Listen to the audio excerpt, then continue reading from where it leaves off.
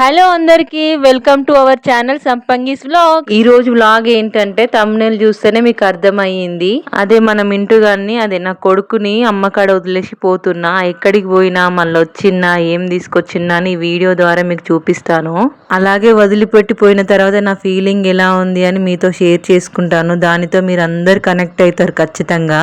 ఇక వీడియోలోకి వెళ్తే పొట్టోని పడుకోబెట్టిన తర్వాతనే నేను ఏదైనా పని చేసుకోగలుగుతా. లేదంటే అంటే నాకు ఏ పని చేసుకోవడానికి అవ్వదు. అందుకని ఉయ్యాలలో లేసి పడుకోబెట్టిన తర్వాత నేను బ్రష్ చేసుకొని అప్పుడు పులిహోర తింటున్నా. ఇక నైట్ మిగిలిన అన్నం ఉంటే నాకు పొద్దున గుర్తొచ్చేది ఒక్కటే, పులిహోర చెయ్యాలని. అట్లాగే మీరు కూడా ఉన్నారా? నేనైతే అస్సలు పడేయను. పులిహోర అయినా, ఎగ్ రైస్ అయినా, టమాటా రైస్ అయినా ఏదో ఒకటి చేసి మార్నింగ్ బ్రేక్ఫాస్ట్ లాగా పెట్టేస్తా. మీరు కూడా అట్లనే చేస్తారా? కింద కూర్చొని తినడైతే ఈ మధ్యలోనే అలవాటు అయింది. పెళ్లి కాక ముందు అయితే మంచాలల్లో కుర్చీలల్లో కాళ్ళు ఊపుకుంటే తినేది. అట్లా కూడా మంచిది కాదట కదా. డెలివరీ అయిన తర్వాత ఫీడింగ్ డ్రెస్సులు వేసుకోబట్టి ఇక 3-4 ఉన్నాయి అంతే. తిప్పి తిప్పి అవే వేసుకోవడం అవుతుంది. ఇంకా కొంచెం మంచిగా తీసుకుందాం అంటే ఇక అవి మళ్ళీ యూజ్ కావు కదా అని ఆలోచిస్తున్నా. మామూలు డ్రెస్సులు అయితే డైలీ వేర్ కి చాలా ఉన్నాయి. సెల్ఫే కాకుండా బ్యాగ్ కూడా నిండిపోయింది. కానీ ఏం లాభం, ఇప్పుడు వేసుకోవడానికి అవ్వట్లేదు. అందుకని మొన్నటి వీడియోలో ఇదే డ్రెస్, ఇప్పుడు వీడియోలో కూడా ఇదే డ్రెస్ ఉంది. ఇక నేను బయటికి పోయే పని ఉన్నదని అమ్మనైతే తొందర రమ్మని చెప్పిన. నేను ఇంట్లో పనులన్నీ చేసుకొని అమ్మనైతే వచ్చింది. వచ్చిన తర్వాత ఇక నేను రెడీ అయ్యి వీళ్ళకి చెప్పి పోతున్నా పుట్టమ్మని. అమ్మను మా డింపులమ్మని చూసి బాగానే ఆడుకుంటుంది కానీ ఒక్కసారి నేను పోయిన తర్వాత ఏడుస్తే మళ్ళా రావడానికి కష్టం, చాలా పని ఉంది అని అనుకుంటున్నా. ఇక కడుపు నిండా పాలిచ్చి తర్వాత కొన్ని పాలు కూడా గ్లాస్ లో పోతున్నా. ఇట్లా నార్మల్ డ్రెస్ వేసుకొని మంచిగా రెడీ అయిపోతుంటే ఏదో డ్యూటీకి మళ్ళీ జాయిన్ అయిపోతున్న ఫీలింగ్ వస్తుంది. మళ్ళీ ఈ రోడ్లన్నీ చూస్తుంటే ఆ జ్ఞాపకాలే గుర్తొస్తున్నాయి. నేను పోయే ప్లేస్ కి మా ఇంటి దగ్గర నుండి 2 కిలోమీటర్లే ఉంటది. అక్కడక్కడనే కాబట్టి సరే తొందర పోయొద్దామని ఆటో బుక్ చేసుకుందామని చూసిన. ఓలా, ర్యాపిడో, ఊబర్ అన్ని తిప్పి తిప్పి కొట్టినా కూడా దేంట్లో యాక్సెప్ట్ చేస్తలేరు. ఎందుకంటే దగ్గరనే కొంచెం తక్కువ అమౌంట్ చూపిస్తుందని యాక్సెప్ట్ చేయట్లేరు. సరే ఇక నడుచుకుంటా పోవడం బెటర్ అని పోతున్నా. ఇక మా ఇంటి నుండి బస్ స్టాప్ అయితే ఒక 500-600 మీటర్స్ ఉంటది. ఇక నడవడమే. చాలా రోజులకు బయటికి వెళ్ళిన పుణ్యమా అంటూ ఇక ఎండ మాత్రం సంపి కొడుతుంది. గల్లీలలో డ్యూటీ పోయేటప్పుడు ఇది నా సీక్రెట్ గల్లీ అనమాట. కొంచెం డైరెక్ట్ రోడ్డు మీద నుండి పోతే అయితే ఇక 1 కిలోమీటర్ అవుతుంది బస్ స్టాప్ దగ్గరికి. అందుకని గల్లీలలో పడిపోతున్నా. పైకి మాత్రం నవ్వుకుంటూనే ఉన్నా గానీ అక్కడ ఏడుస్తున్నాడా, మళ్ళీ నేను పోయిన పని అవుతుందా కాదా అనే టెన్షన్ అయితే మనసులో ఉన్నది. పాపం మా శ్రీనాథ్ కు చెప్దామంటే ఆయన డ్యూటీ అవ్వడు, సాయంత్రం వచ్చుడు, అస్సలు ఎటు కుదురుతలేదు. ఇక నేను ఇంట్లో నుండి కదిలితేనే కొన్ని పనులు అయితే అన్ని ఆయన మీదనే వేయలేం కదా. నేను పోయే 500-600 మీటర్స్ కి ఒక 4-5 తిప్పులు అంటే 4-5 మూలలు ఉన్నాయి. అవి తిప్పుకుంటూ అయితే పోయినాయిగా. నేను ఎక్కడికి వచ్చానో తెలుసా? అంగన్వాడికి వచ్చిన. మేడము ఒక 3 months అవుతుందమ్మా నీ సైన్ కావాలి, ఫోటో క్యాప్చర్ అడుగుతున్నారు, మాకు ఇబ్బంది అవుతుందని చాలాసార్లు ఫోన్ చేస్తే అయితే ఇక మీ సేవ కాడ కొంచెం పని చూసుకొని అంగన్వాడికి అయితే పోయేటప్పుడు నేను చేసిన హాస్పిటల్, నేను తిరిగిన అది షాపింగ్ మాల్స్ అన్ని చూసుకుంటూ పోయేసరికి ఇక పాత జ్ఞాపకాలు అయితే గుర్తుకొచ్చినాయి.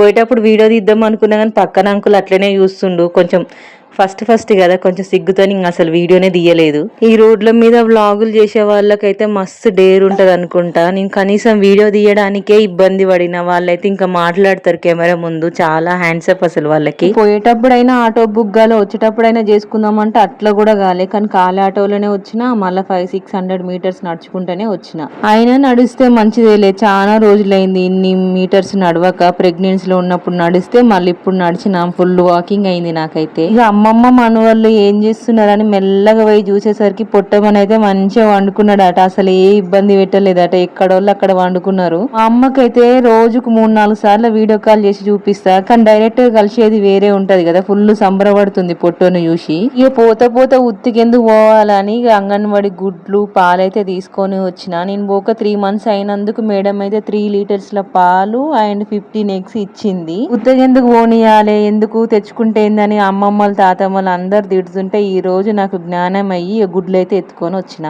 చాలా మంది అంగన్వాడి ఎగ్స్ అస్సలు మంచిగా ఉండవు అంటారు కదా. ఒకసారి నేను ప్రెగ్నెన్సీలో ఉన్నప్పుడు తినలేదు, మళ్ళీ కొంచెం మధ్యలో తిన్నా బానే ఉండే. కానీ ఇప్పుడు చూడాలి ఇవి ఎట్లొచ్చినాయో. అసలే ఎగ్స్ రేటు బయట పెరిగిపోయిందంట. 8 రూపాయలకు ఒక్కటట. ఇవి చూడాలి ఎట్లుంటాయో. కానీ గవర్నమెంట్ ఇచ్చేటి అన్ని మనం అంత సులభంగా తీసేస్తాం కదా. పైసలు కొన్నాయే ఒబ్బ ఖరీదు గల్లయ్య అని తిని మంచి ఇంట్రెస్ట్ పెడతాం.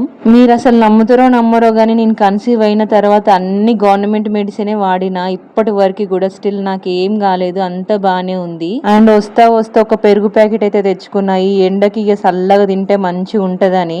ఎండ మాత్రం మామూలుగా లేదు. అటు పోయి ఇటు వచ్చేసరికి అయితే 1 కిలోమీటర్ అయ్యింది నడుసుడు. ఇక మొత్తం అలసిపోయినట్టు అనిపోయింది.